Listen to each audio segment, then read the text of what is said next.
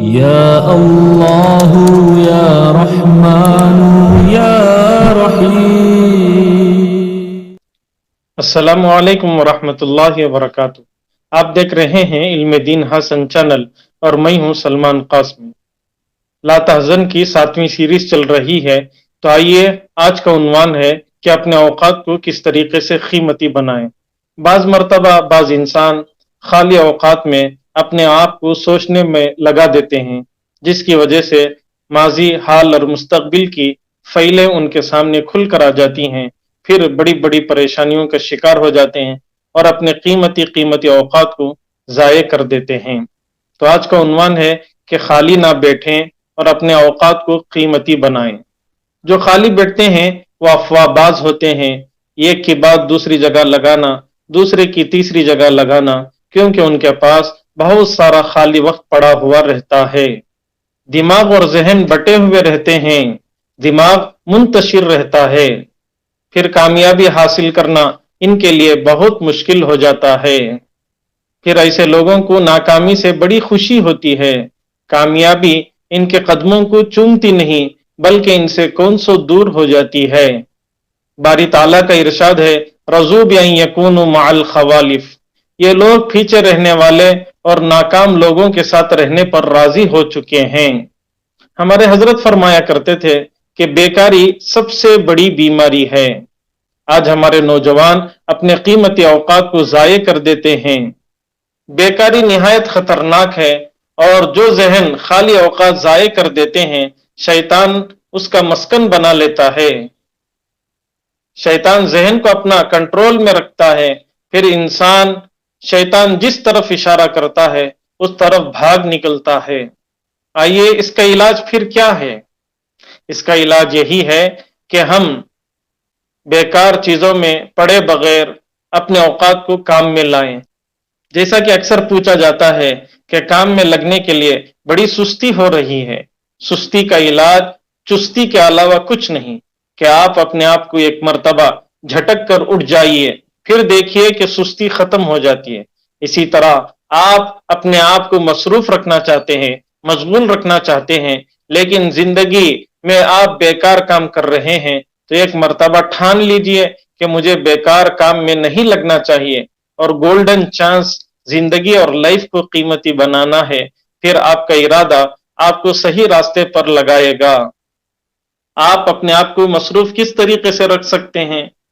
اپنے آفس کے کام کیجئے، اپنے آپ کو مصروف رکھیے، اپنے آفس کے چیزوں کو ترتیب دیجئے، اپنے آفس کے ورک کو پورا کیجئے، اپنے جاب اور اپنی ذمہ داری کو پورا کیجئے۔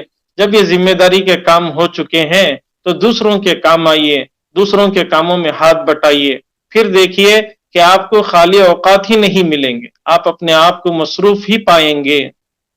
خالی بیٹھنا یہ سلو پوائزن کی طرح ہے کہ انسان کو یہ زہر کی طرح کھاتا چلا جاتا ہے، پھر انسان ناکامیوں کے پہاڑ پر چڑھ کر سمجھ میں آتا ہے کہ میں اتنے بڑے ناکامی میں پہنچ چکا ہوں۔ ماہرین نے اس کی مثال دی ہے کہ چائنا میں ایک سزا دی جاتی تھی مجرموں کو، اور وہ سزا بڑی سخت مانی جاتی تھی اور بڑی خطرناک سزا بھی تھی۔ دیکھنے میں سننے میں آپ کو بہت معمولی نظر آئے گی، لیکن وہ سلو پوائزن کی طرح اور سلو ٹارچر اس سزا کو کہا جاتا تھا۔ اور جب وہ سزا مجرم کو دی جاتی تھی، حتیٰ کہ کئی مجرم پاگل ہو جاتے تھے، مجنون اور دیوانے ہو جاتے تھے، کہ جب کسی بڑے مجرم کو قید خانے میں ڈالا جاتا تو اس کے سر کو پورے طور پر صاف کر دیا جاتا، مون دیا جاتا، پھر اس کے بعد ہاتھ اور پیر باندھ دیے جاتے اور سر کے اوپر ایک مٹکا رکھ دیا جاتا، اس میں پانی ڈال دیا جاتا اور مٹکے میں ایک باریک سا سوراخ کر دیا جاتا تھا، اور پانی اس کے ڈائریکٹ سر پر پڑتا رہتا تھا، ٹپ ٹپ ٹپ، اور پھر مجرم کی زندگی بڑے خطرے سے گزر رہی ہوتی تھی کہ وہ پاگل اور دیوانے بھی ہو جاتے تھے، کیونکہ یہ سلو ٹارچر ہے۔ بیکاری انسان کو سلو ٹارچر کرتی ہے۔ آس پاس کے لوگ پوچھتے ہیں کہ کیا مشغلہ ہے، کیا مصروفیت ہے، لیکن انسان کو جب بیکار پاتے ہیں تو انسان کو یہ سلو ٹارچر کی طرح پاگل بنا دیتا ہے۔ ماہرین اور ڈاکٹر بتاتے ہیں کہ جو انسان اپنے آپ کو مصروف اور مشغول رکھتا ہے، 50% اس کی خوشی کی ضمانت دیتے ہیں۔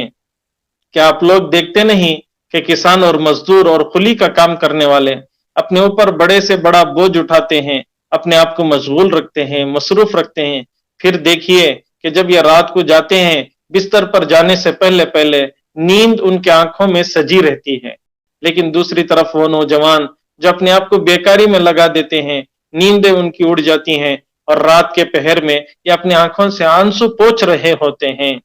یہ اللہ ہی کا فضل ہے کہ جو لوگ اپنے آپ کو مصروف رکھتے ہیں وہ بڑے کامیابی ایک دن حاصل کر سکتے ہیں، لیکن جو اپنے آپ میں اوقات کو ضائع کر دیتے ہیں یہ بڑے ناکامیوں کا واسطہ ان کو پڑ سکتا ہے، اور فضول اور بیکار کی چیزیں اور اس کا زہر ان کو ایک دن ڈس لے گا۔